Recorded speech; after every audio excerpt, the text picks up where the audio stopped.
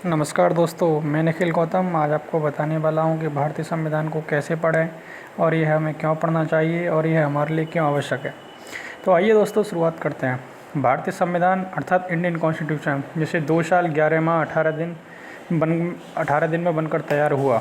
तो आइए दोस्तों, जब भी हम भारतीय संविधान का पुस्तक या वेरक को खरीदें तो सबसे पहले हमें उसके उद्देश्य का अर्थात प्रेमबल को पढ़ना चाहिए, जिसे पढ़ने से हमें यह समझ आ जाएगा कि संविधान में क्या लिखा है और यह किसके बारे में बात करता है।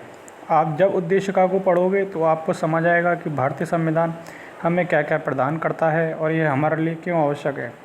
दोस्तों, जब मैंने भारतीय संविधान को पढ़ना प्रारंभ किया था तो मैंने सबसे पहले उसकी उद्देशिका को अर्थात भारतीय संविधान की प्रेमबल को पढ़ा और समझा, जो कि संपूर्ण प्रभुत्व संपन्न समाजवादी पंथ निरपेक्ष गणराज्य की बात करती है, अर्थात ऐसे राष्ट्र की बात करती है जो अपने में पूर्ण संपन्न हो, समाजवादी हो अर्थात समाज को संग लेकर चलती हो, पंथ निरपेक्ष यानी सभी धर्मों की स्वतंत्रता हो। इस तरह हमारे लिए एक ऐसे राष्ट्र की बात करती है जो हमें यह सब प्रदान करती है। तो दोस्तों, जब मैंने संविधान को पढ़ा तो समझ आया कि भारतीय संविधान पूरी तरह से 3 बिंदुओं पर आधारित है या 3 बिंदुओं पर निर्भर करता है। पहला बिंदु राज्य, जो कि 4 वस्तुओं से या चीज़ों से मिलकर बनता है, जिसमें सबसे पहले हम निश्चित भूभाग की बात करते हैं, फिर नंबर 2 पर हम निश्चित जनसंख्या की बात करते हैं, नंबर 3 हम सरकार की बात करते हैं और नंबर 4 हम संप्रभुता की बात करते हैं। तो दोस्तों, राज्य जब भी मिलकर बनता है तो इन 4 चीज़ों से मिलकर बनता है। राज्य के लिए ये 4 चीज़ें होना बहुत आवश्यक है। अगर इन चारों में से कोई भी अगर एक पॉइंट नहीं रहा तो वह राज्य नहीं कहलाएगा। नंबर 2 सरकार के बारे में हम भारतीय संविधान के बारे में पढ़ते हैं। सरकार में भी केंद्र सरकार और राज्य सरकार के बारे में हम पढ़ते हैं। केंद्र सरकार जो कि कार्यपालिका, विधायिका और न्यायपालिका से मिलकर बनती है। केंद्र सरकार में कार्यपालिका राष्ट्रपति, मंत्रिपरिषद प्लस प्रधानमंत्री और भारत के महान्यायवादी से मिलकर बनती है। विधायिका जो कि संसद, राष्ट्रपति और विधानसभा से मिलकर बनती है, जो कि कानून बनाने का कार्य करती है। फिर है आपका राज्य सरकार। ऐसी राज्य सरकार में भी आपका 3 चीज़ों से मिलकर बनता है, कार्यपालिका, विधायिका और न्यायपालिका।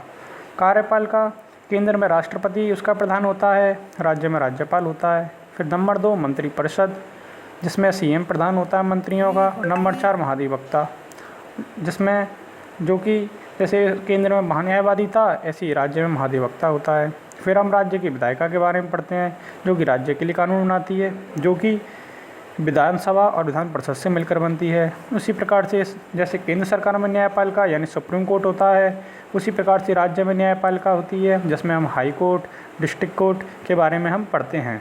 तो आगे चल के जब हम भारतीय संविधान को पढ़ते हैं तो फिर उसमें तीसरा बिंदु जो निकल के आता है वो निकल के आता है व्यक्ति यानी हम, जिसमें हमारे लिए क्या अधिकार हैं और क्या कर्तव्य हैं इसके बारे में बताया गया है कि हमें क्या करना चाहिए, क्या नहीं करना चाहिए, इसके बारे में बताया गया है।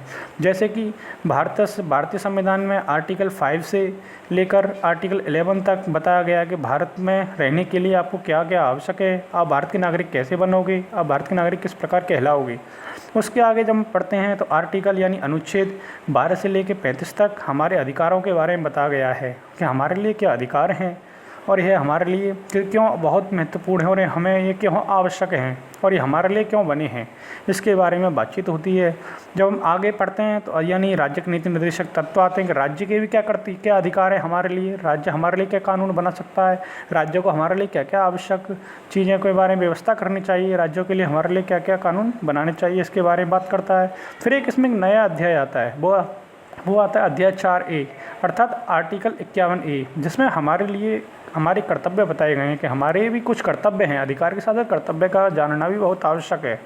कर्तव्य यानी हमारे लिए देश के प्रति क्या कर्तव्य हैं, देश के लिए सम्मान देना चाहिए, देश में सभी के प्रति प्रेम भावना होनी चाहिए, देश को कैसे कैसे हम उन्नति की या विकास की ओर आगे ले जा सकते हैं, इसके बारे में बात करते हैं।